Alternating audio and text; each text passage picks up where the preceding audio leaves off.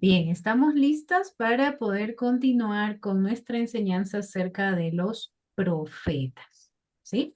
Y el día de hoy, pues vamos a tener la continuación, por decirlo de alguna manera, porque justamente en nuestra clase anterior estuvimos aprendiendo acerca de Elías, ¿sí? Estuvimos aquí, retrocedo un poquito, estuvimos aprendiendo acerca de Elías, todo el proceso que él pasó, ¿no es cierto? Cómo vivió su historia, los aprendizajes, quizás el punto de quiebre que él tuvo también dentro de su labor ministerial, pero su historia tiene una continuidad y es justamente porque dentro del texto se muestra cómo el Señor en ese momento justamente en que él se encontraba desolado, se encontraba triste, pensaba que ya no había más esperanza, que ya ha sido abandonado para la muerte, pues el Señor le hace esta pregunta, ¿no? Cuando él se encontraba ahí, que era que quizás como cerramos en cuanto a la enseñanza de Elías, que le decía, ¿qué haces aquí, Elías? ¿No? Y justamente llevándolo a la reflexión de toda la situación que había vivido y para darle a conocer cuáles eran sus instrucciones, para que se dé cuenta que el Señor no lo había abandonado, como él quizás llegó a pensar en su corazón por el temor que sintió, ¿no? Entonces, y le da indicaciones a personas que tiene que ungir. Y dentro de esas indicaciones que el Señor le da, el Señor le habla o le menciona, si le menciona, sería a Eliseo, ¿sí? Justamente en Primera de Reyes 19:16, dentro de todas las indicaciones que le da, el versículo cierra y unge a Eliseo, hijo de Safat, de la tierra de Meola, para que tome tu lugar como mi profeta. Y es interesante porque quizás en primera instancia podremos pensar que entonces ahí ya desaparece Elías y continúa Eliseo. Pero no es así, es interesante porque justamente se da un proceso de acompañamiento en esta situación. El ministerio de Elías no culminó ahí, sino que culminó, vamos a decirlo así, o tuvo su proceso de cierre, ¿sí? Llevando a Eliseo a convertirse en un servidor y hacer la continuidad de esa labor profética de parte de Dios, ¿no? Y entonces, así es como se presenta el personaje de Eliseo dentro de estos profetas. Y entonces aquí, ¿qué tenemos o qué conocemos acerca de él? ¿Sí? Que este fue, obviamente, el sucesor de Elías, ¿sí? Fue el sucesor de Elías. Su nombre significa Dios es salvación, ¿sí? Qué Su bonito. nombre significa Dios es salvación y justamente tiene muy bonita relación en el sentido de que, vamos a decirlo así, su maestro, ¿sí? Su maestro Elías, pues era el Señor, Dios es mi Señor, ¿no es cierto? Dios es el Señor. Entonces, ahí tenemos la vida de, eh, o ese llamado acerca de Eliseo. Él fue llamado, obviamente, a seguir a Elías, ¿sí? Eso lo tenemos en Primera de Reyes 19. Vamos a ir al texto. Y permítanme aquí también ya por ir. Vamos a ir entre Primera de Reyes, solo como para cerrar esta información, y luego vamos a ir a Segunda de Reyes. Pero ahorita vamos a Primera de Reyes 19, versículos del 19 al 21. Porque una vez, ¿sí? Una vez que el Señor le dio estas indicaciones a Elías, ¿no? Que le dijo, voy a recordar las indicaciones que le dio, ¿sí? Permítanme un momento. Ya después, cuando ya el Señor le preguntó, confrontó a Elías, le dijo lo siguiente, versículos más atrás está eso, en el 15, ¿sí? En el mismo Primera de Reyes 19:15. Entonces el Señor le dijo, regresa por el mismo camino que viniste y sigue hasta el desierto de Damasco. Cuando llegues allí, unge a Hazael para que sea rey de Aram. Después unge a Jehú, nieto de Ninsi, para que sea rey de Israel. Y unge a Eliseo, hijo de Safat, de la tierra de Abel Meola, para que tome tu lugar como mi profeta. A cualquiera que escape de Hazael, Jehú lo matará. Y a los que escapen de Jehú, Eliseo los matará. Sin embargo, preservaré a otros 7,000 en Israel, quienes nunca se han inclinado ante Baal ni lo han besado. Y continúa el texto, ahora sí con el llamado de Elías. Entonces, Elías fue y encontró a Eliseo, hijo de Safat, Arando un campo, había 12 pares de bueyes en el campo, y Eliseo araba con el último par. Elías se acercó a él, le echó su manto sobre los hombros y siguió caminando. Eliseo dejó los bueyes. Donde estaban, salió corriendo detrás de Elías y le dijo, deja que primero me despida de mis padres con un beso y luego iré con usted. Elías respondió, regresa, pero piensa en lo que te hice.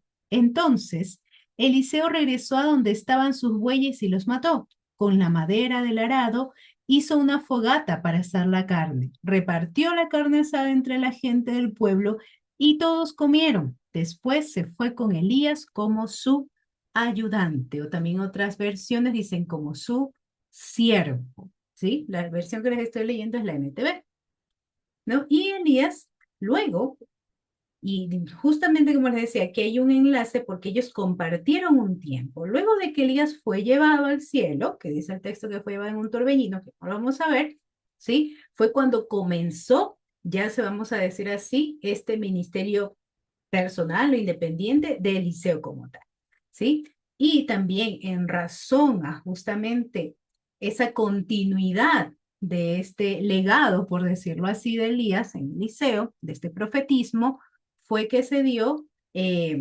esta culminación, ¿sí? Del culto a Baal, que era una de las grandes situaciones que estaba confrontando. Recuerden que cuando hablábamos de Elías, les decía que su aparición era el principio del fin del culto a Baal, porque el pueblo estaba constantemente involucrándose en estas situaciones. Y entonces, cuando ya se presenta Eliseo, es cuando se da el cierre o se quita o se radica, ¿no? Este culto a Baal. Y esto está en Segunda de Reyes, voy a adelantarme un poquito, 2:28. ¿Sí? Segunda de Reyes 2:28. Va, perdón, me estoy equivocando. Segunda de Reyes 2, porque no hay 28. Segunda de Reyes 2, permítanme buscar.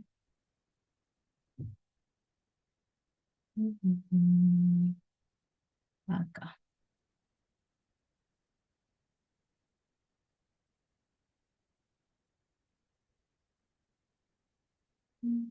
Perdón, perdón, perdón. Ok, estoy aquí equivocada en el texto. Permíteme dentro de un momento, lo busco, lo verifico, pero no, aquí hay un error que cometí ahí. En un momento les corrijo cuando indica justamente la culminación de este proceso de la adoración a Baal, para no parar y continuar. Entonces, recuerden esto, lo tenemos en mente. Mismo volvemos y les indico el texto, porque aquí tuve un error.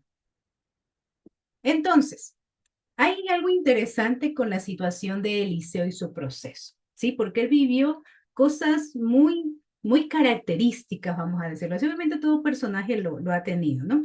Pero en el caso de Eliseo vivió cosas muy características como esta que vamos a compartir en primera instancia y así mismo lo voy a hacer por partes, igual como lo hice con Elías. Vamos a hablar de ciertas secciones, ¿no? Y vamos a ir viendo qué podemos aprender del proceso de este profeta, ¿sí? Y en primera instancia vamos a centrarnos en los versículos que acabé de leer, ¿sí? De Primera de Reyes, acerca de su llamado. Primera de Reyes 19, del 19 al 21. Vamos a analizar primero esa sección. Primera de Reyes 19, del 19 al 20. Y sí les pido que me acompañen porque vamos a ir viendo parte por parte. ¿Sí? Vamos a Primera de Reyes 19, 19 al 21. Entonces, ¿qué sucedió? El texto nos dice en el versículo 19, entonces Elías fue y encontró a Eliseo, hijo de Safat, arando un campo. Había 12 pares de bueyes en el campo y Eliseo araba con el último par. Elías se acercó a él, prestemos atención a esto, le echó el manto sobre los hombros, o sea, solo lo vio, nos dice el texto, le echó el manto sobre los hombros y siguió caminando. Y fue suficiente esa señal, porque ¿qué representaba ese momento? Porque miren la respuesta, ¿no? Cualquiera quizás de nosotros, ¿sí? Si alguien se nos acerca y nos pone un manto encima, ¿no? ¿Qué hubiéramos hecho en ese caso, no? Quizás nos quitábamos, nos asustábamos, pensaban que nos querían hacer algo malo, pero ven la respuesta de este, ¿no? Dice, Eliseo dejó los bueyes donde estaban, salió corriendo detrás de Elías y le dijo, primero deja que me despida de mis padres con un beso y luego iré con usted. O sea, inmediatamente Eliseo comprendió algo implícito en ese acto, ¿no? No reaccionó, vamos a decirlo así como nosotros, frágilmente, ¿no? Sino que, y ese acto de que Elías, se me mezclan los nombres, de que Elías le haya puesto el manto a Eliseo, justamente significa el asignarle, ¿sí? Vamos a decirlo así, esa manera simbólica de que ahora Eliseo iba a asumir las responsabilidades que tenía el profeta. Le estaba traspasando sus responsabilidades. ¿Sí? Seguimos. Y entonces sí, él fue, y es importante porque luego de que le dice, regresaré con usted, Elías le responde, dice el texto, regresa, pero piensa en lo que hice. Piensa en ese acto de lo que hice. Mientras estás en este proceso de ir a despedirte de tus padres, piensa, interioriza, reflexiona en todo esto que está aconteciendo en su vida. Y Eliseo responde a ese llamado inmediatamente. El versículo 21. Entonces Eliseo regresó donde estaban sus bueyes y los mató. Con la madera del arado hizo una fogata para asar la carne. Repartió la carne asada entre la gente del pueblo y todos comieron. Después se fue con Elías como su ayudante. Y aquí también hay algo muy representativo, porque además de esta inmediata respuesta de parte de Eliseo, si nos damos cuenta de qué manera lo encontró Elías, arando la tierra con sus bueyes. Esa era su labor, esa era su vida en el campo, arar la tierra con los bueyes. Pero cuando regresa, luego de que justamente se despidió, y me imagino que mientras iba en ese camino, tal vez sí se puso a pensar, como le dijo Elías, piensa en lo que he hecho contigo, ¿sí? Tomó estos bueyes, como dice el texto, y los asó. Ese es un simbolismo, una forma de, estoy dejando mi vida para seguir esto, para seguir esta responsabilidad que se me está asignando, ¿no? Y lo hizo, y es interesante porque a veces, y también aquí nos lleva a pensar, ¿no? Que a veces cuando estamos justamente, los que tal vez no hemos nacido en una cuna cristiana, cuando estamos en este proceso de encontrarnos con el Señor, lo primero que a veces pasa es ese proceso de dejar, ¿no? Que no siempre es fácil. No siempre es fácil es dejar las situaciones que quizás nos ataban a una vida antigua en la que tal vez no nos dábamos cuenta que las cosas nos hacían daño, pero nos cuesta ir dejando, ¿no? Nos cuesta dejar esas situaciones. Entonces, pero es bonito porque aquí dice que prácticamente él celebró porque asó la carne y la repartió para todos, compartiéndoles justamente ese proceso tan inmediato que él estaba viviendo. Y se convirtió, dice el texto, en siervo. Lo siguió como siervo. Elías le dijo, piensa en lo que estoy haciendo contigo. Te estoy dando las responsabilidades que yo tengo. Te las estoy traspasando, te las estoy entregando a ti. Y quizás en el pensamiento de muchos otros, Eliseo inmediatamente pudo haber tomado esto de alguna forma inapropiada y pensar, bueno, ahora yo soy el que tengo el poder y la voz de parte de Dios, ¿no?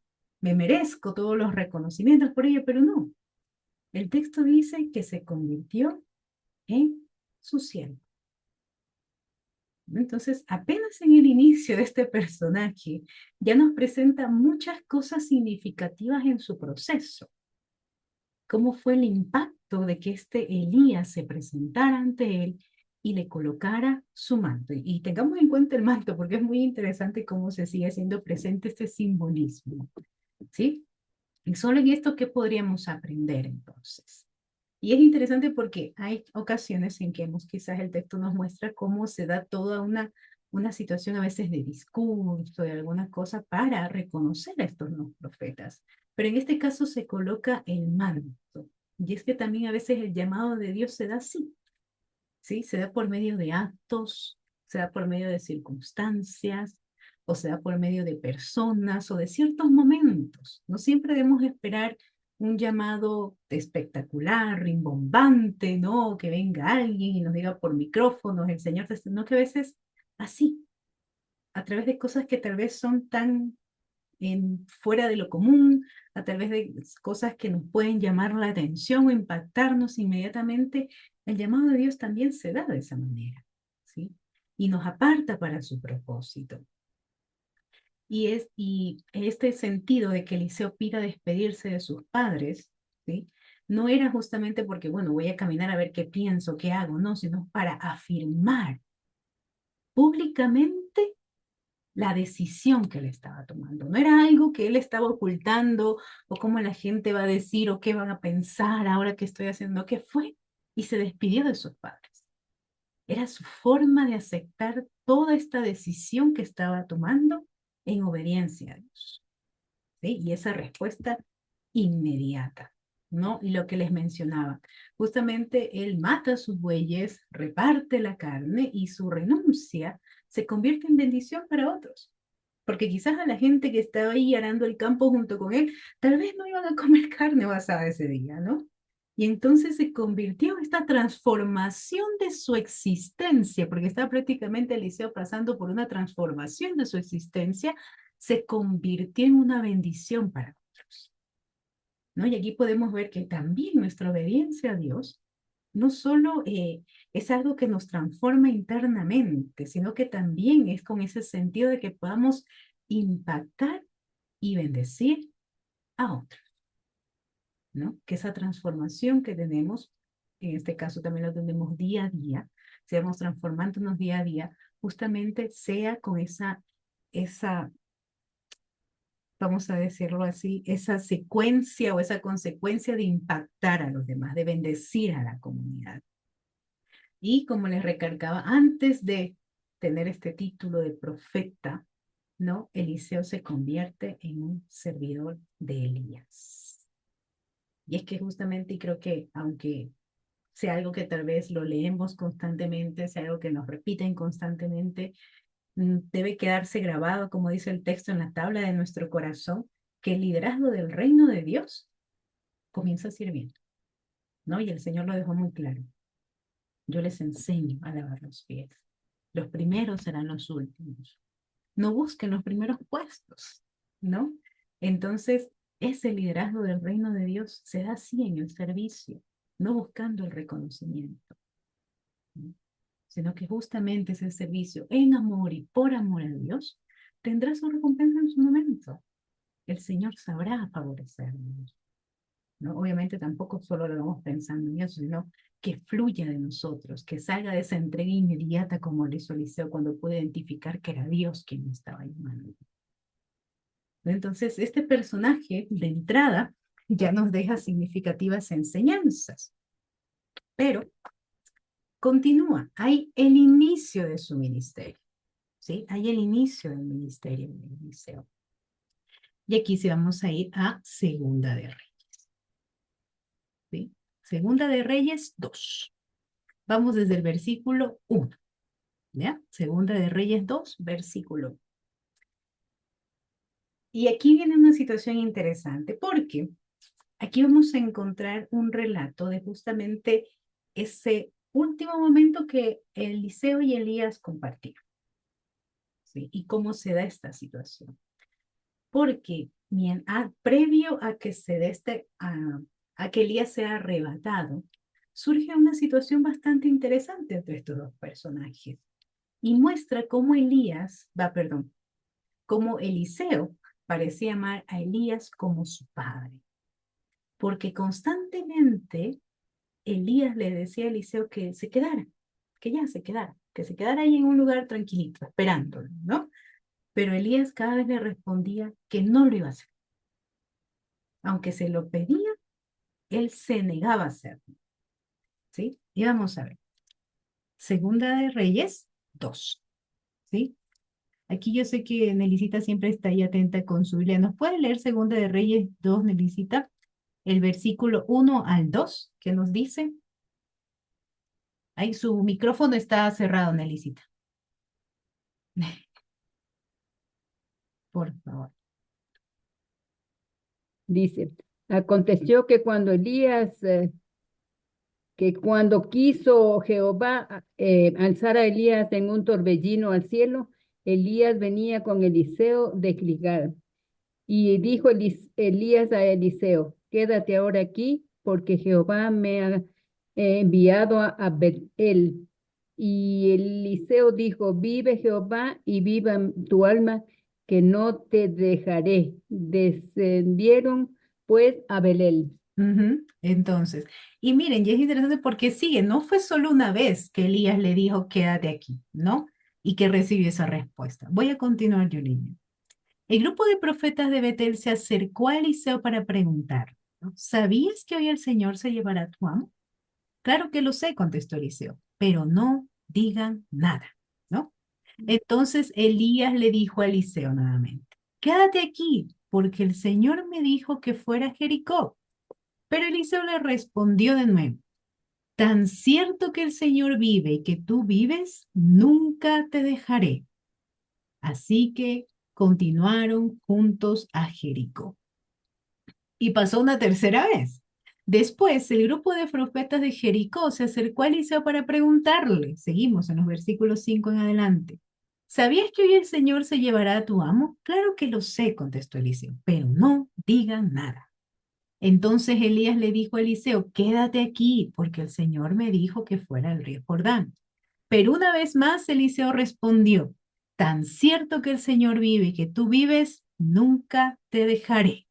Así que siguieron juntos, ¿no? Entonces, había un compromiso tal, nos muestra aquí el texto, realmente una entrega, un compromiso tal entre Elías y Eliseo, que por más que Elías le insistía que se quedara, ¿no? Que ya había como un proceso ahí de cambio, Eliseo insistía, no, no te voy a dejar, voy a acompañarte hasta la última instancia, ¿no? Y justamente en esa situación, si justamente en esa situación surge algo también aún más interesante, porque se da una petición. Y seguimos, sigan conmigo, porque ya de ver todo esto que estaba aconteciendo, Elías le hace una pregunta importante a Eliseo y continúa. Así que siguieron juntos, versículo 7.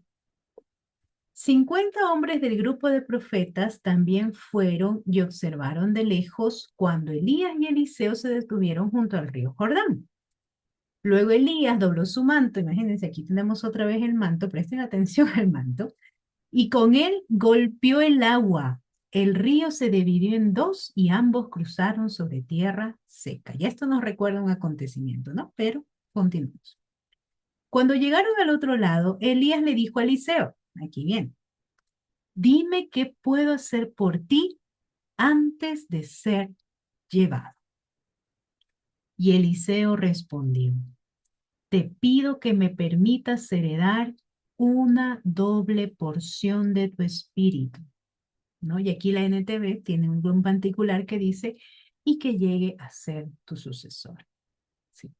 ¿Por qué se da este acontecimiento? ¿Qué pasa en esta situación de que Eliseo insistía en quedarse al lado de Elías? Y cuando le hace esta pregunta, le dice, dame una doble porción de tu espíritu. ¿Por qué? Porque Eliseo quería ser reconocido como hijo de Elías. ¿A qué responde esto? Porque justamente esta situación de la doble porción, ¿sí? Se manifiesta en el Antiguo Testamento como derechos de primogenitura. Y entonces habían compartido tanto que Eliseo se veía como hijo de Elías y quería recibir justamente eso. ¿Sí? Voy a ir a Deuteronomio, versículo 21, perdónenme. No sé qué me pasó mientras escribía, que he puesto los números al revés, pero ya les contesto.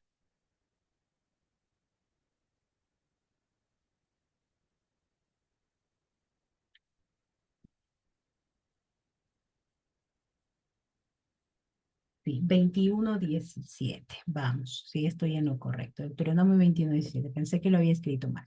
Vamos a Deuteronomio 21:17. Y ahí tenemos un texto que justamente nos certifica esto. Dice el texto, lo leo para ustedes. Deberá reconocer los derechos del hijo mayor, el que tuvo con la esposa que no ama, y darle la parte doble que le corresponde. Ese hijo es el primer fruto del vigor de su padre y a él le corresponden los derechos del primer hijo varón. ¿Sí? El poder dar una doble porción, ¿sí? O el poder dar, vamos a decirlo así, una herencia más pesada, más sustentada, era justamente en reconocimiento de esa primogenitura. Entonces había sido tal la relación entre ellos que Eliseo quería ser reconocido, ¿sí? Como hijo de Elías. Y en esa razón es que también hay este pedido de una doble porción de su espíritu. ¿Sí? Quería recibir, vamos a decirlo así, su herencia como hijo mayor. Quería ser considerado y tratado como el hijo del profeta Elías. Y también, obviamente, usted va a tener una consecuencia de ser una vida doblemente bendecida y también su ministerio, que vamos a ver que tuvo muchos actos significativos dentro de su ministerio, Elisa. Entonces, quería ser reconocido como ese legítimo continuador de la obra de Elías. ¿Sí? Él quería ser reconocido justamente como eso, que la gente sepa que él estaba continuando, que él en ese momento que le pusieron el manto y que Elías le dijo, piensa en lo que acabo de hacer, él realmente sí pensó en esa responsabilidad que estaba asumiendo. Y seguimos. En Segunda de Reyes 2, seguimos dentro de la lectura. Luego de que le hace este pedido, prestemos atención a la respuesta que le da Elías. Te pido que me permitas heredar una doble porción de tu espíritu y que llegue a ser tu sucesor. Has pedido algo difícil, ¿no? ¿Cómo empieza? Le dice, has pedido algo difícil. Si me vieres cuando fuere quitado de ti, te será hecho así. Mas si no, no sucederá. ¿Sí? Y aquí viene ese relacionamiento con este arrebatamiento de Elías. ¿Qué se dice acerca justamente de este arrebatamiento de Elías? Elías es arrebatado. Seguimos en el mismo texto. El versículo 11 dice lo siguiente. Mientras iban caminando y conversando, de pronto apareció un carro de fuego, tirado por caballos de fuego. Pasó entre los dos hombres y los separó. Y Elías fue llevado al cielo por un torbellino, ¿no? Aquí tenemos muchas cosas que poder ver. Y justamente aquí, repasando en cuanto a una de las preguntas que nos hicieron a la última clase en el momento de compartir. Hay varios simbolismos, sí, dentro de esto. Hay quienes ven a los caballos como esta situación de poder. También hay quienes hacen la aclaración, porque muchas veces se dice que Elías fue arrebatado en el carro de fuego, pero el texto dice que el carro los separó. Quien se lo llevó fue como un torbellino, ¿no? Entonces, los carros son interpretados como un sentido de protección, de triunfo, y el fuego como gloria, ¿sí? Ahora bien, ¿por qué se da este arrebatamiento? Hay varios ideas o varias teorías o varias interpretaciones que se da este, por qué Elías fue arrebatado justo en ese momento y quizás Otros tantos profetas no lo fueron, a pesar de que tuvieron también una vida de altibajos, ¿no? Entonces, ¿cuál es la situación? En primera instancia, como les decía, Elías le respondió, cosa difícil has pedido. Cosa difícil, porque le estaba pidiendo no una doble porción de los terrenos que tal vez tenía Elías, o no una doble porción de la ropa que tenía, no, le está pidiendo una doble porción de su espíritu, ¿sí? Entonces se dice que justamente en razón de que Elías reconoció de que la situación que él estaba pidiendo era tan poderosa en sí misma, ¿sí? Cosa difícil me has pedido, fue para que él pudiera recibir esta doble porción del espíritu que fue llevado. Porque le dijo, ¿no? Retrocedemos un poquito. Si me vieres cuando fuere quitado de ti, será hecho. Si no me ves, no va a pasar. Entonces era Dios mismo quien tenía que intervenir en dar una respuesta a Eliseo. Y por eso se dice que entonces Elías fue arrebatado. ¿Sí? Otra situación más de por qué sucedió este acontecimiento. Y es que como profeta, Eliseo debía abrir sus ojos justamente a ese poder de Dios. Y entonces los ojos de Eliseo necesitaron ser abiertos. ¿Y de qué manera? Justamente a través de poder ver este acto tan poderoso de parte de Dios en la vida de Elías, para que sus ojos sean abiertos. Porque vamos a ver una imagen un poquito más adelante en que Eliseo tiene que abrir los ojos de su sirviente, para que pueda ver también el poder de Dios. Entonces se dice que fue dado esto para que los ojos de Eliseo fueran abiertos. Hay quienes también mencionan que justamente esto se da como preparación para los últimos tiempos, porque hay mención de ellos en textos posteriores. Vamos a ir primero a Malaquías.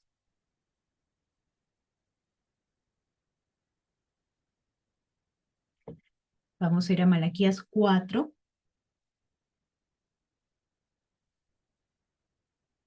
del 5 al 6.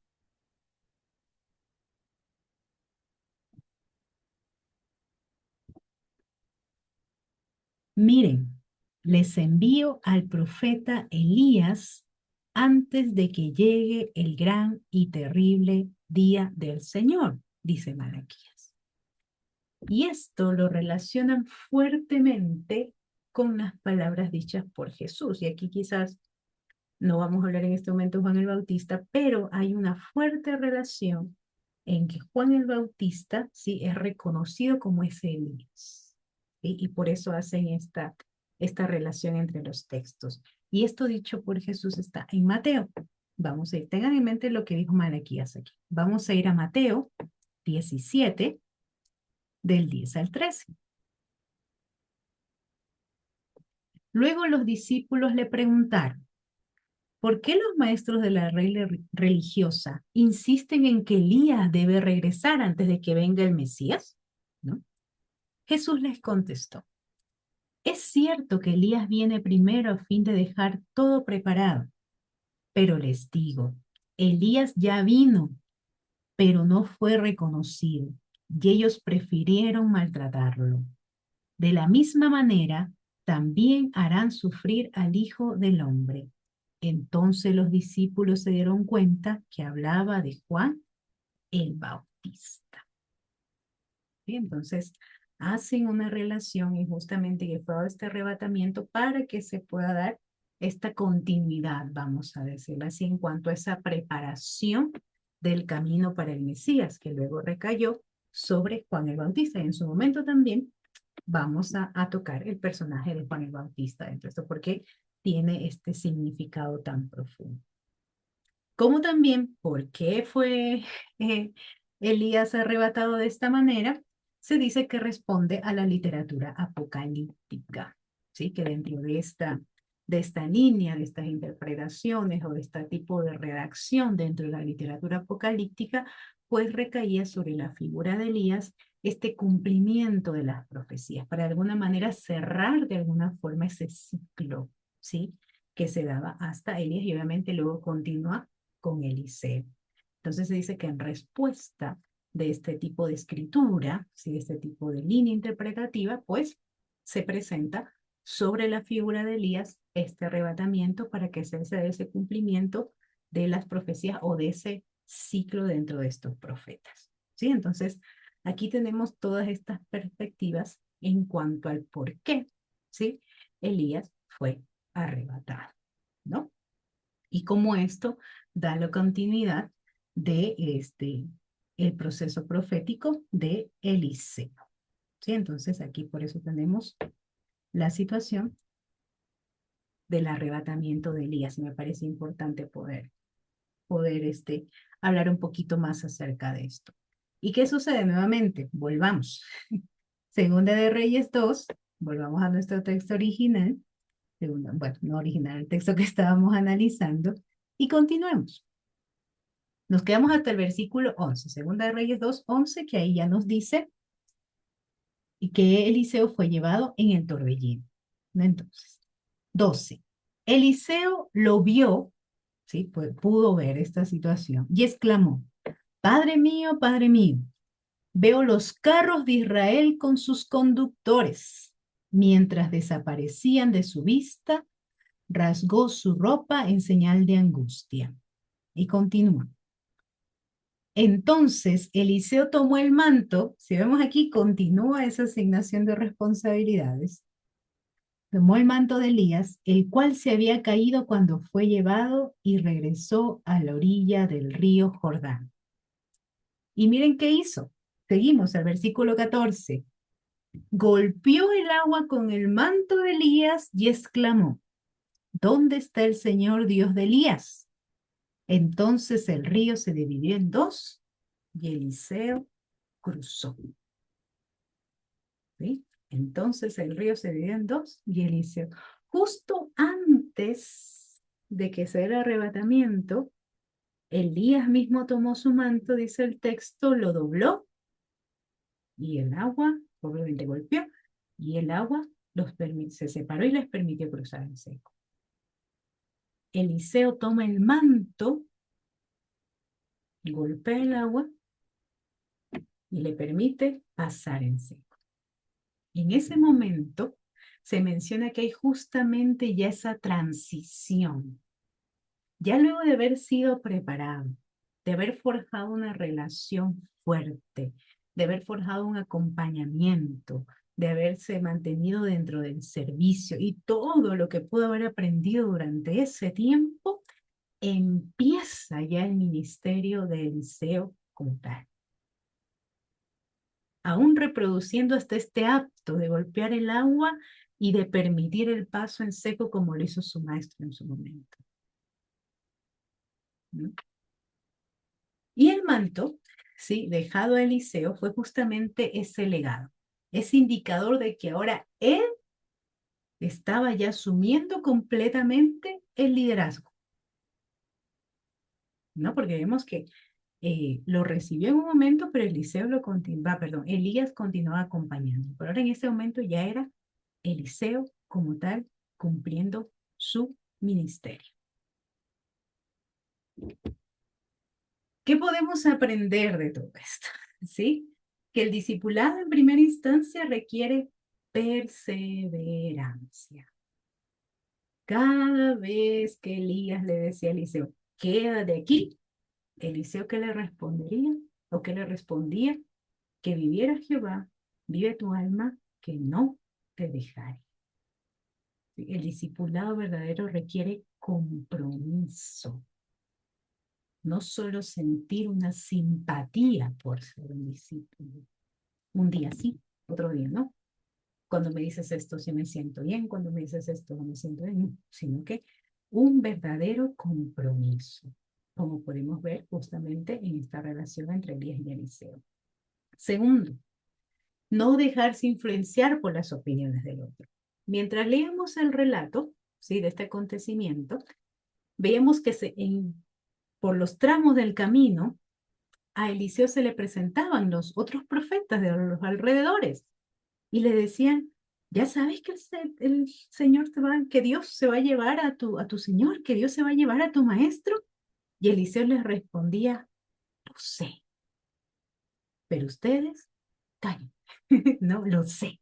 Pero él simplemente se ponía aquí sus manos y no se permitía escuchar aquello, porque fácilmente pudo quizás haberse también quebrado, ¿no? Sentirse triste, afligido de que su maestro, de que su mentor se iba a ir y haber deseado quizás otras cosas. Pero y así mismo, ¿no? En nuestro andar van a haber voces que en ese camino van a decir, ¿sabes qué? Vas a quedarte solo, que ya no va a continuar contigo. Y entonces ignorar esas cosas y hacer como Eliseo y enfocarse en lo que Dios estaba haciendo. Entonces a esa reflexión nos llaman. Ignorar esas opiniones de otros que a veces lo que tratan es alejarnos de ese camino tan confiado que tenemos en Dios, que a pesar de que nos quieran apartar, decir, no, yo no voy a dejarte. Debemos anhelar más de Dios, ¿sí? La petición de Eliseo fue bastante interesante. Te ruego que una doble porción de tu espíritu sea sobre mí.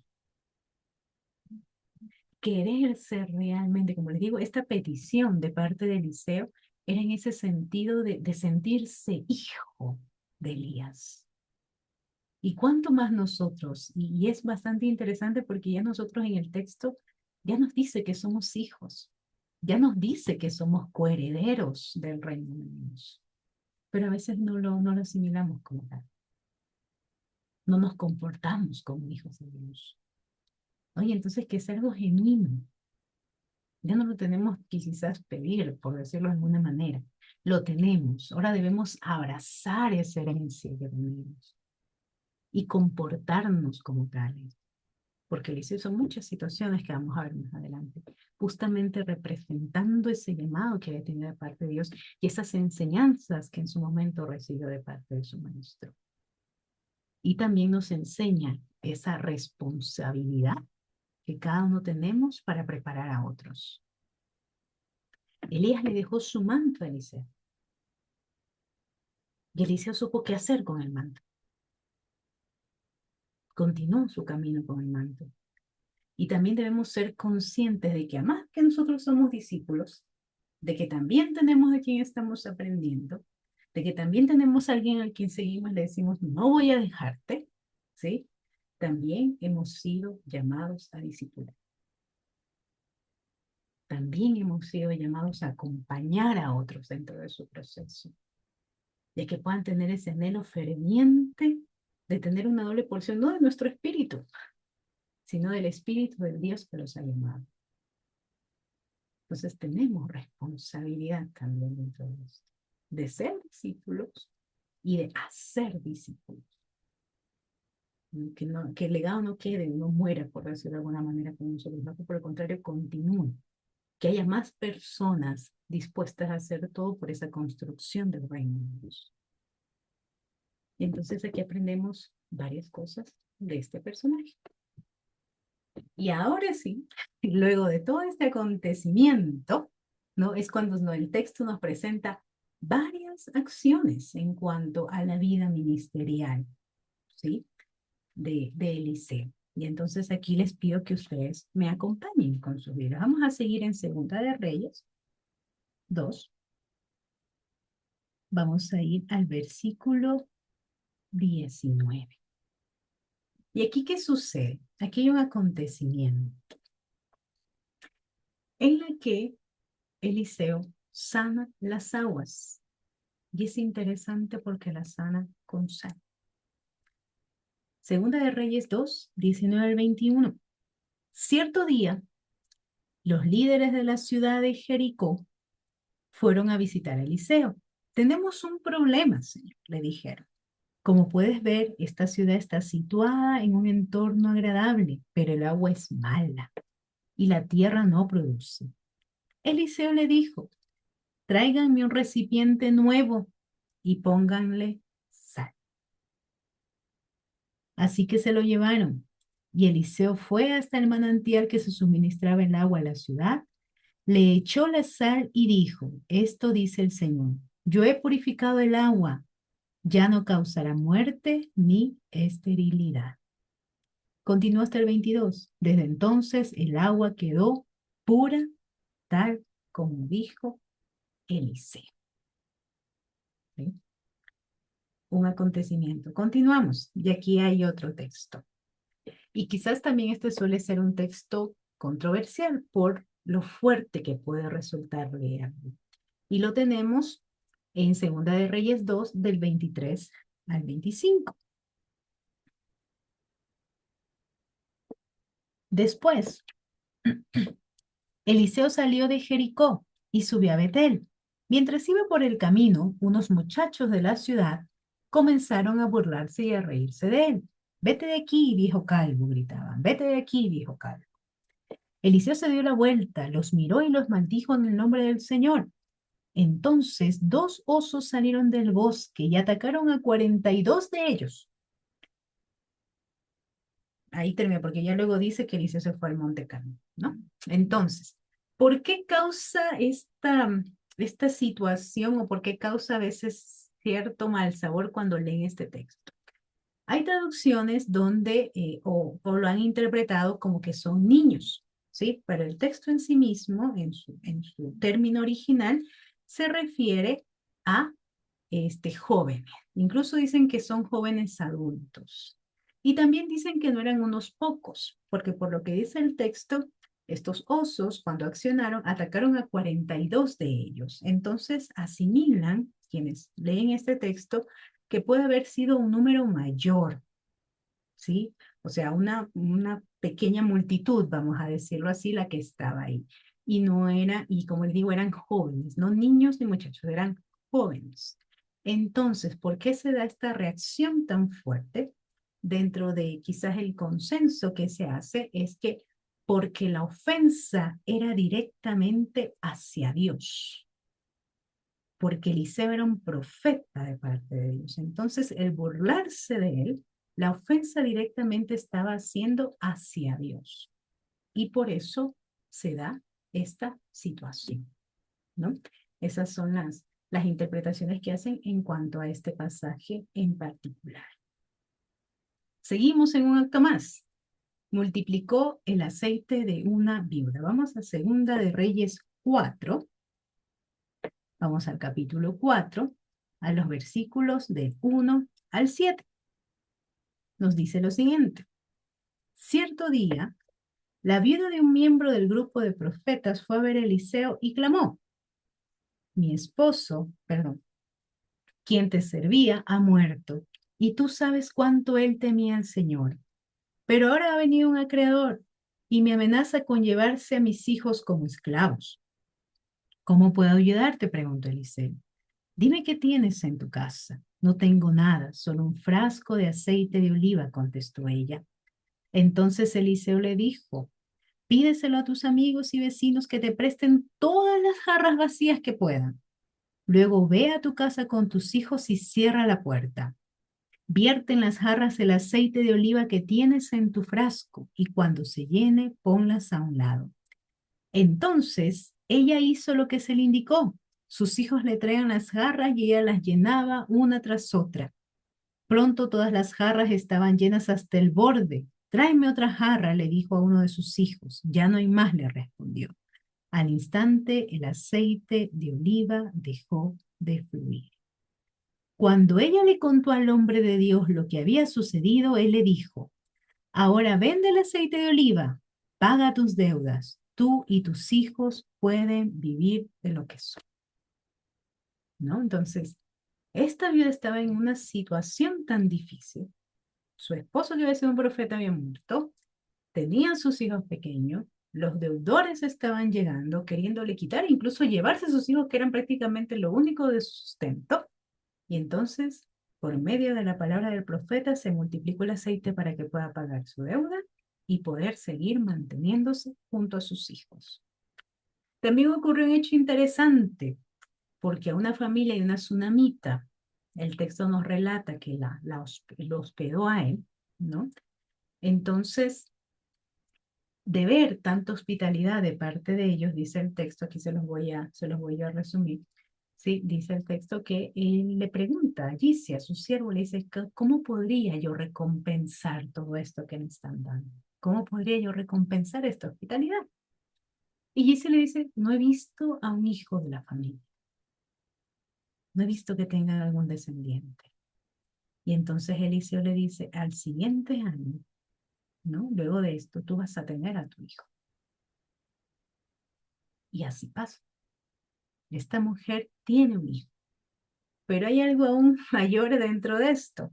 Ustedes recuerdan que cuando hablábamos de Elías, Elías también ayudó a una mujer desamparada y ella tenía a su hijo, ¿no? La ayudó.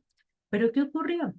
El hijo de esa mujer enfermó y Elías lo resucitó. Oró y resucitó, ¿no? Cuando le dijo al Señor, ¿vas a hacer angustia a esta mujer que me ha dado comida en medio de semejante hambruna? ¿No? Y entonces el Señor obró por medio del profeta y este niño resucitó.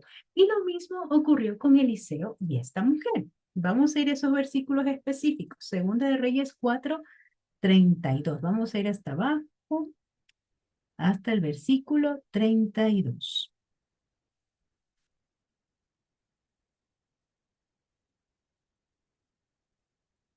En efecto, cuando ya había pasado todo este proceso, ya había la mujer ido a buscar al profeta para que hiciera algo por su hijo y le decía, ¿me das un hijo para quitármelo? ¿No? Y en primera instancia el profeta como que envía a su siervo, pero después no era necesario que vaya él mismo. En efecto, cuando Eliseo llegó, el niño estaba muerto, acostado en la cama del profeta, en esa habitación que habían preparado en su momento para él. Eliseo entró solo, cerró la puerta tras de sí y ¿qué hizo? Oró al Señor. Después se tendió sobre el cuerpo del niño, puso su boca sobre la boca del niño, sus ojos sobre sus ojos y sus manos sobre sus manos. Mientras se tendía sobre él, el cuerpo del niño comenzó a entrar en calor. Entonces Eliseo se levantó, caminó de un lado a otro en la habitación y se tendió nuevamente sobre el niño. Esta vez el niño estornudó 7 veces y abrió los ojos. Entonces Eliseo llamó a Giezi y le dijo, llama a la madre del niño. Cuando ella entró, Eliseo le dijo, aquí tienes, toma a tu hijo. Ella cayó a los pies de Eliseo y se inclinó ante él llena de gratitud. Después tomó a su hijo en brazos y lo llevó abajo. ¿No? Entonces vemos aquí cómo se dan estos acontecimientos y cómo realmente, sí, en ciertas situaciones que se están presentando, hay este espíritu de Elías moviéndose, ¿no? Esta doble porción de ese espíritu, de ese poder de Dios moviéndose a través del profeta Eliseo. Y continuamos, ¿sí? También hay un momento dentro del relato, si bajamos un poquito, hay un tiempo de hambre muy fuerte. Des en cuenta aquí también esta situación. También hay un momento de hambre muy fuerte y actúa el profeta en favor del pueblo. Segunda de Reyes 4, del 38 al 41. Eliseo regresó a Gilgal y había hambre en la tierra. Cierto día, mientras un grupo de profetas estaba sentado frente a él, le dijo a su sirviente, pon una olla grande al fuego y prepara un guisado para el resto del grupo. Entonces uno de los jóvenes fue al campo a recoger hierbas y regresó con el bolsillo lleno de calabazas silvestres. Las cortó en tiras y las puso en la olla, sin darse cuenta de que eran venenosas. Sirvieron un poco del guisado a los hombres, quienes después de comer 1 o 2 bocados gritaron, hombres de Dios, este guisado está envenenado, así que no quisieron comerlo. Eliseo les dijo, tráiganme un poco de harina. Entonces la arrojó en la olla y dijo, ahora está bien, sigan comiendo. Y ya no les hizo daño. Continúa el acontecer de todas las cosas hechas a través de este hombre. Y él también, sí, en el texto nos muestra que multiplicó un pan de cebada. En este caso no fue toda una multitud, pero fue para 100 hombres. Continuamos dentro de los siguientes versículos.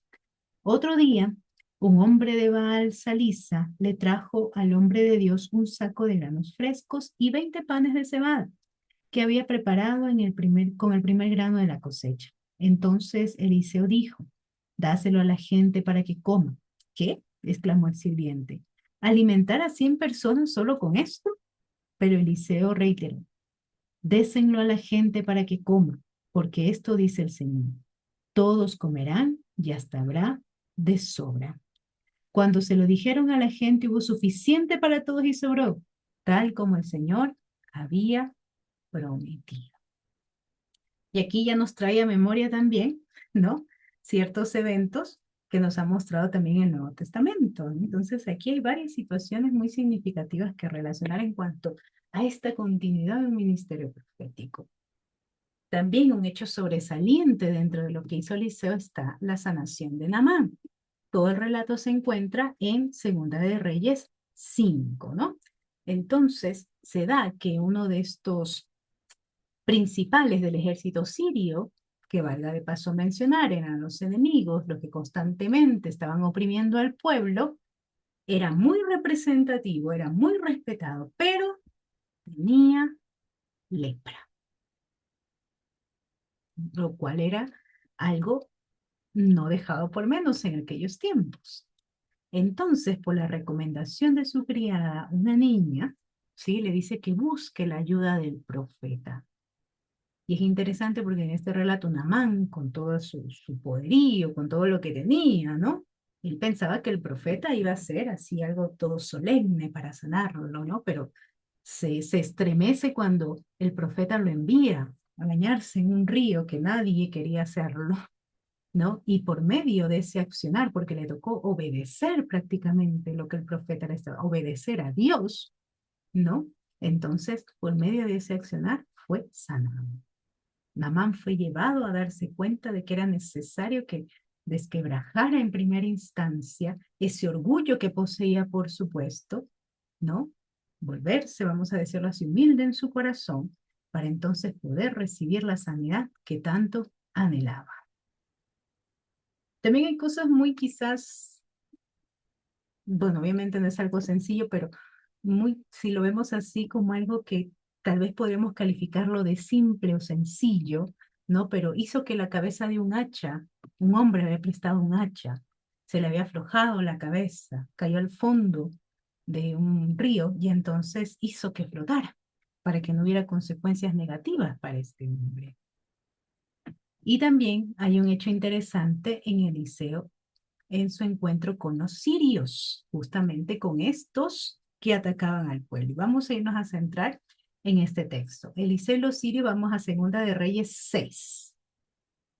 Segunda de Reyes 6. Previo a eso, en los primeros versículos está la situación del hacha. Y Segunda de Reyes del 6 al 8, perdón, del 8 al 23, Segunda de Reyes 6, del 8 al 23, relata este encuentro entre Eliseo y los sirios. Y algo interesante que hizo el profeta con a ellos. Vamos a ir primero al versículo 15 al 17. Lo voy a leer para ustedes.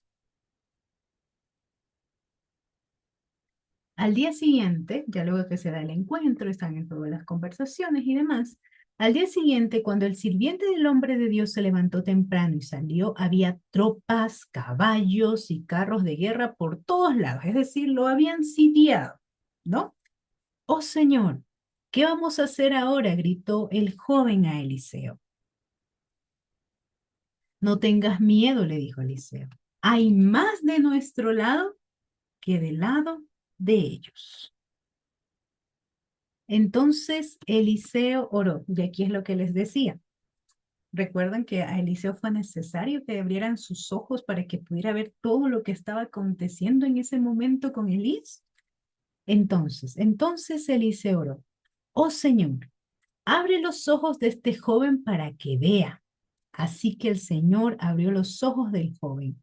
Y cuando levantó la vista, vio que la montaña alrededor de Eliseo estaba llena de caballos y carros de fuego.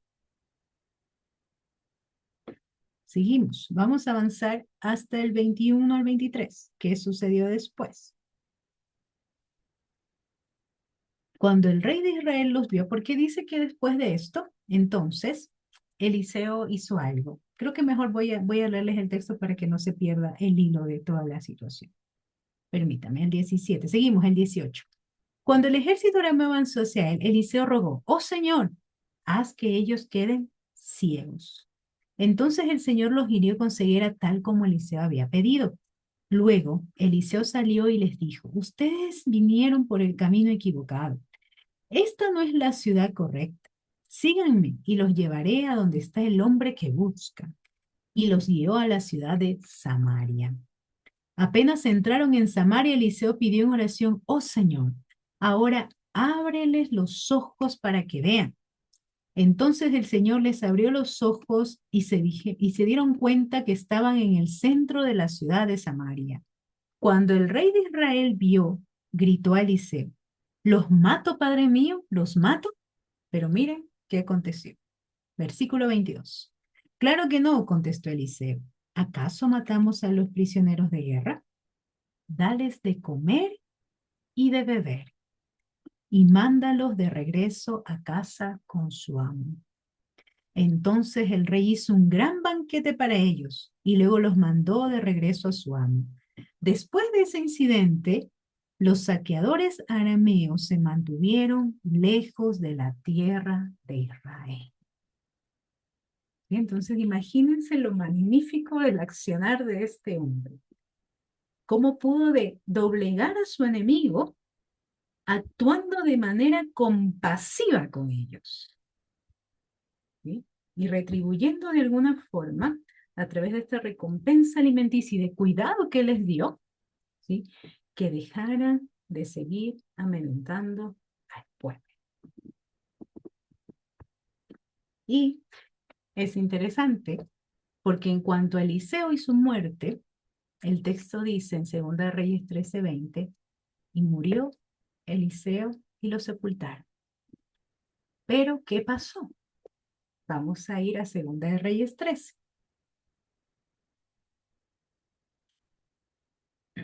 Versículos 20 y 21.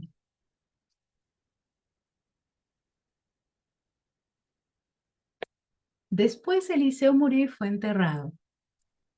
Unos grupos de saqueadores moabitas solían invadir el país cada primavera. Cierta vez, mientras unos israelitas enterraban a un hombre, divisaron a una banda de esos saqueadores. Entonces, en el apuro, dice el texto, arrojaron el cuerpo en la tumba de Eliseo y huyeron. Pero en cuanto el cuerpo tocó los huesos de Eliseo, el muerto resucitó y de un salto se puso de pie. Y así termina de una forma la existencia tan extraordinaria de este hombre, ¿no? Que aún después de muerto, su ser, su fisionomía, de alguna forma, lo que había que ver, podía o aún accionaba dentro de ese poder de Dios.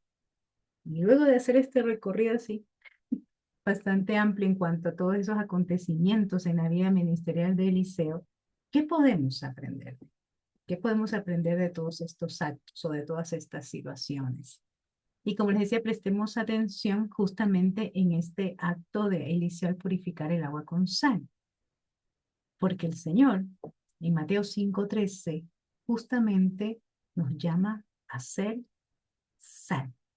Nos dice, ustedes son sal, ustedes son luz del mundo, ¿no? Y justamente somos llamados a traer transformación, donde hay muerte espiritual. Nos llama a traer, a ser sal, a poder dar vida nuevamente a algo. Y justamente esa vida que puedan encontrarse con ese manantial de agua de donde ya no volverán a tener sed.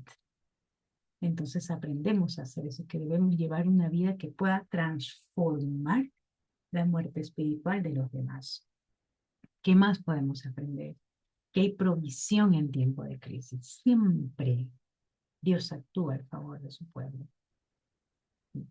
Multiplicó el aceite de la viuda y debemos confiar justamente en esta situación de Dios como proveedor. Eliseo le dijo con toda la confianza, ve a tu casa, pide tinajas y vas a ver cómo Dios provee. Y así mismo debemos ser nosotros, confiar en ese Dios proveedor y obviamente también ayudar a los necesitados, actuar desde aquello que también poseemos para ayudarlos. La hospitalidad tiene una gran recompensa. ¿Sí? La mujer sunamita justamente en recompensa de esa hospitalidad que tuvo con el profeta, tuvo esta recompensa de su hijo. Y esa hospitalidad agrada a Dios, esa hospitalidad desinteresada agrada a Dios. Y se manifiesta aún incluso en lo sobrenatural, porque como les mencionaba, el hijo de esta mujer murió, pero fue resucitado por ese poder de Dios. Dios cuida de su pueblo incluso en lo pequeño, como podemos ver. Eliseo purificó una olla envenenada. Levantó, hizo que se levantara la cabeza de un hacha que había caído. Entonces, Dios nos cuida aún en eso, quizás no suene bien decirlo, pero en eso básico, en eso cotidiano, ¿no? En nuestro día a día, Él está incluso en los detalles de nuestra existencia, cubriéndonos, cuidándonos, demostrándonos su amor, ¿no? Dios está ahí, en esas cositas también pequeñas que a veces quizás nosotros veamos como insignificantes, pero Dios está ahí. También nos llama a ser multiplicadores, a sentir compasión por los que tienen hambre, ¿no? Y como les decía, nos recuerda justamente que Dios provee para todos, como el Señor lo hizo cuando alimentó a la multitud. Hubo multiplicación de panes, hubo saciedad del hambre, ¿sí? Y sobraba, nos dicen los textos, ¿no? Y sobraba. En cuanto a la sanidad de Naamán, es interesante porque, como les digo, Naamán era un enemigo, era quien oprimía al pueblo, ¿no? Era quien maltrataba al pueblo de Dios. Pero aún en esos momentos, Dios actuó brindándole sanidad. Tuvo, como les dije, Naamán tuvo que quebrarse por dentro, dentro de su orgullo, para poder ser obediente y poder ser liberado de eso que lo tenía oprimido a él, ¿no? Y entonces debemos ser también nosotros un canal de gracia para todos. Brindar esas palabras de sanidad, brindar ese abrazo emocional, las palabras de consuelo, brindar esa buena nueva a todos, ¿no? Y el Señor será justamente quien quebrantará el interior de las personas y los acercará a Él en una sensación de humildad, de obediencia y de transformación de la existencia de las personas. Otra situación más que podemos aprender de este profeta es que debemos ser personas íntegras. Este acontecer de lo que pasó con Naamán, sí, luego de que fue sanado y demás, él quiso de alguna forma pagar al profeta por lo que había hecho. Y le enviaba muchas cosas materiales le envió. Su siervo, nos dice el texto, que tomó otra actitud, pero Eliseo rechazó todos esos regalos de Naamán, justamente porque no quería que se piense que se podía comprar ese mensaje de salvación de Dios. Y no quería que se lo vea así. Dios es salvación, no lo que significa su nombre. Entonces, no podía haber una situación de intervenir de una compraventa en cuanto a lo que Dios estaba haciendo en ese momento. Y justamente nos llama a ser un ejemplo de integridad, a ser un ejemplo de integridad. Debemos también responder con gracia en lugar de con venganza, ¿no? Eliseo le dio de comer a los enemigos. E incluso cuando el rey reaccionó diciendo, entonces ahora ya es momento de matarlos, le dijo, no, dales de comer, envíalos a su casa, ¿no? Y entonces justamente debemos también tener ese espíritu de no, de vencer el mal con el bien, como dice el texto, como nos enseñó el Señor, a poder poner nuestra otra mejilla, a poder alimentar y justamente cosechar lo bueno de todo ello, como en este caso el pueblo dejó de ser perseguido por este grupo cuando recibieron una gran lección de parte de Eliseo. Y me gustaría regresar y cerrar todo este largo recorrido que hemos hecho en cuanto al profeta con la petición que le hace a Elías. Cuando habían pasado, Elías le dijo a Eliseo, pide lo que quieras que haga por ti, antes de que yo sea quitado de ti.